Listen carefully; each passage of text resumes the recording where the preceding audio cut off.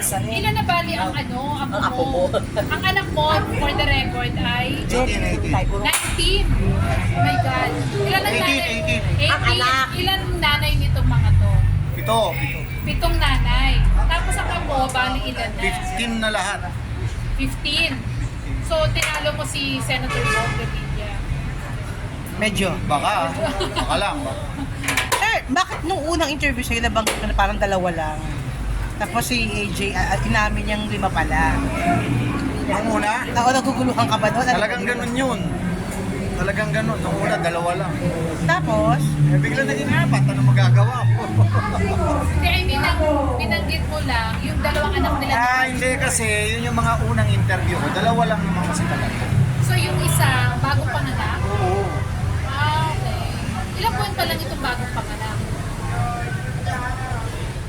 Ano ba yung sinabi din sa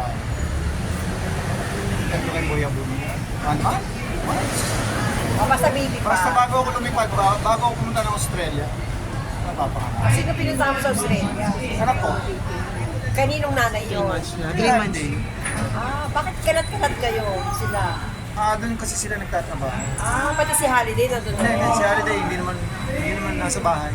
Mga anak mo lang nasa Australia? Yung isa lang. Isa lang. Anong Tapos work yung mo sa isa Australia? nasa Japan.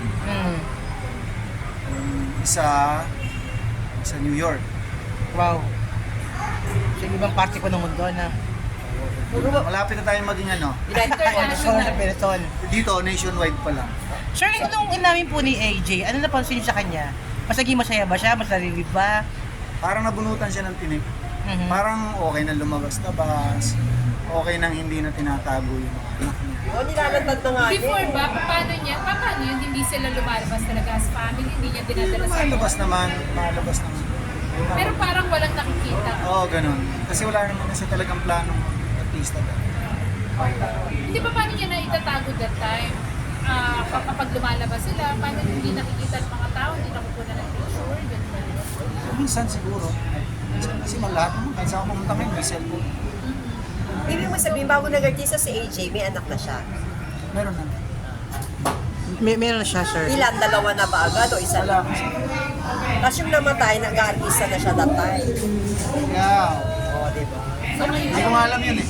Hindi mo alam. Ba't hindi nyo alam? Ba't hindi nyo alam, sir? Noon, sa... Na-interview lang din. So ano na-feel mo? Siyempre, gulat ako. Tinanong mo si AJ, ba't di mo sinabi sa akin? Hindi ko na tinanong. Hindi namin pinag-usapan. Kasi ayaw niya na napag-usapan namin. Pero sir, before ba dati, nagsabi sa'yo si AJ kada paano na parang, Dad, gusto ko nang i-open yung mga anak ko eh. Gusto ko nang aminin eh. May ganun mo sa'yo dati. Napag-uusapan din namin yun. Kasi, siyempre may career yung bata. Hindi naman pwedeng puro desisyon ko lang. Okay. Siyempre, meron ding may nagmamanage sa kanya. Kailangan, konsultahin ko rin yun. So, 3 ng anak nila ni Aljur, nakikita mo ba si Aljur, hardworking father? How is he as a father po? As I said before, ano siya, is a good provider. Meron siyang sense of responsibility. Kasundo ba kayo? Okay naman. Wala naman akong Kasi parang problema. si Robin hindi sila. Hindi siya. Wala naman akong problema. Wala naman akong... Kasi kung may nakikita akong problema, hindi naman kami magiging magkasunod. Hindi naman makakalusot sa akin yung mga ganun. Anong payo mo lang kay Aljur? Actually, wala naman na akong may papayo sa kanya. Nakikita ko naman, masipag siya. Hardworking. Dapat lang naman. Kasi Ito ano ko lang. marami na siya anak. Kasi yun kaya yung sinabi ni Robin, di ba? Good luck dahil ang dami na raw niyang anak. Ganun ba? Kayo ba ni Robin nagkita? Nagkaroon ba ng chance na... 2 weeks ago, Baka mag-uusap kayo? 2 weeks ago sa banyo ng by accident lang. Sa banyo ng City of Dreams. Ano nangyari? Usap po ba kayo doon? Anong meron doon? Bakit nandun siya? Ako may bisita akong hapon. Siya naman ay parang may event yung anak niya o birthday or So sir, hindi nyo na pag-usapan? Wala kayong... alam mo kaming mga barako. Kaya namin pinag-uusapan yung matatanda na yung mga yun. Ito ka naman. Ilang taon na yung lalaki. Hindi na bata. Siguro kung yan mga 20, 19, mag-uusapan. Pero sir, ikaw ba? Siyempre, we all know na si Aljur po kasal kay Kylie.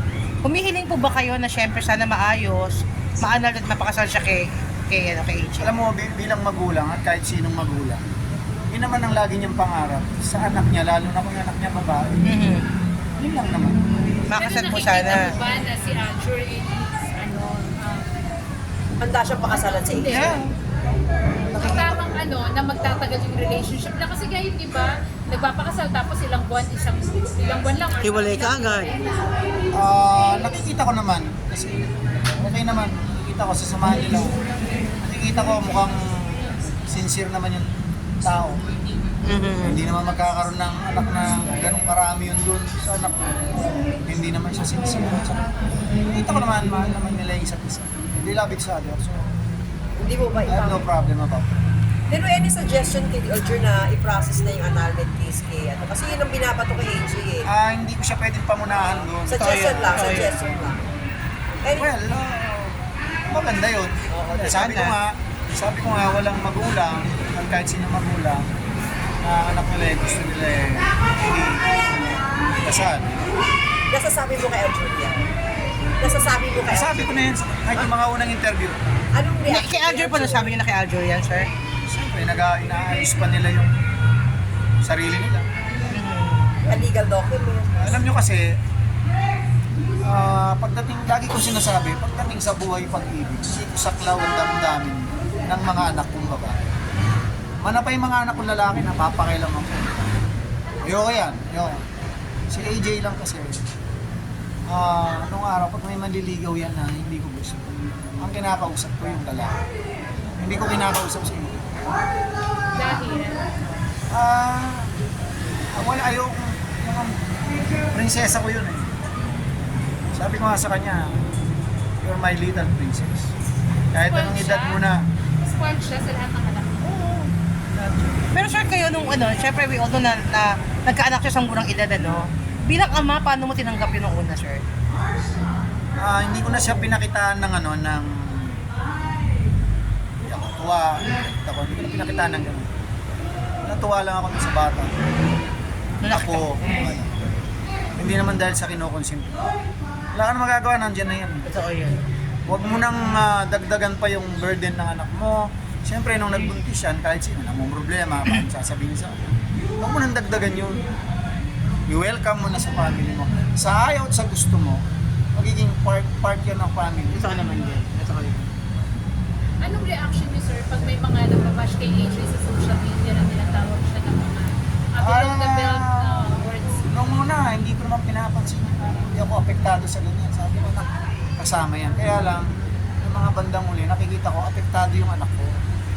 So pag apektado yung anak ko, doon ako na-apektuhan. Okay. Kung ako lang hindi. Kasama pa nga ako sa nababas, diba? Kinonsinte, like father, like son, etc. I like father, like daughter. Ano ang puno, yun ang bunga. Automatic yung talaga yung pangalan. Hindi na ako na-apektuhan. Pero siya, sir, pinayuhan niyo ba siya nung napektuhan siya? Oo, sabi ko na, kung mainit sa kusina, lumabas ka na lang. Palamig ka muna. Ganun lang. Pero hindi kayo yung tipong magdidemanda, like, kasi may mga tumatawag sa kanya ng kabit, home wrecker, malandi, at kung ano Hindi. pa. Magagaling yung mga yan eh. Mhm. Sila magagaling eh. Talagang ganun, alam mo naman dito sa Pilipinas, maraming magaling. Bawal nga ako masenso rito eh, maraming magagaling. Di ba? Bawal nga dito ng artista, politiko, dami na magaling. Sir, Christmas wish na lang for AJ and for Aljur. Good health. Good health and happiness. And more blessings. Pag nagkakaproblema ba yung dalawa, nagsasabi sa'yo? Actually, hindi pa sila nagka-problema eh. Never pa? Di ba? Mukhang entertain Lagi lang silang masaya. Sa totoo lang. Tingnan ako sa AJ, kilala ko kung may problema yun. Eh, lumaki yan sa dibdib ko eh. Lumaki sa dibdib. So mukha siya masaya talaga, Kasi sir. magkasama kayo hanggang ilang taon sila. Hanggang ngayon. Kaya sinasabi mo prinsesa mo siya. Kasama kayo sa bahay? Oo, sama kami. So itong recently lang sila nakako ng Sarili. nakakuha na sila ng bahay Kasi sa nakasama mo rin sa bahay si Aljur. hindi dati. Tapos nag-rent muna sila ng townhouse. Ang pagitan namin ay yung stoplight. Saan ang bahay niyo? Ito. So ilang hakbang lang. Oo, araw-araw na kami magkakasama. At saka for the record lang, sir, kasi di ba nga sinasabi na si AJ, yung iba ay maniwala na hindi si AJ yung dahilan kaya nasira yung relasyon nila. Ay, hindi ko kasi napapanood yung mga interview ng magkabilang panig eh, kaya ngayon magkomento dyan. Hindi, actually si Kylie. Ayaw pala, nakita ko lang, napanood ko lang ng isa. Sinabi naman daw niya, hindi daw yung anak ko. Totoo naman yun, kasi hindi naman na ugali yung gano'n.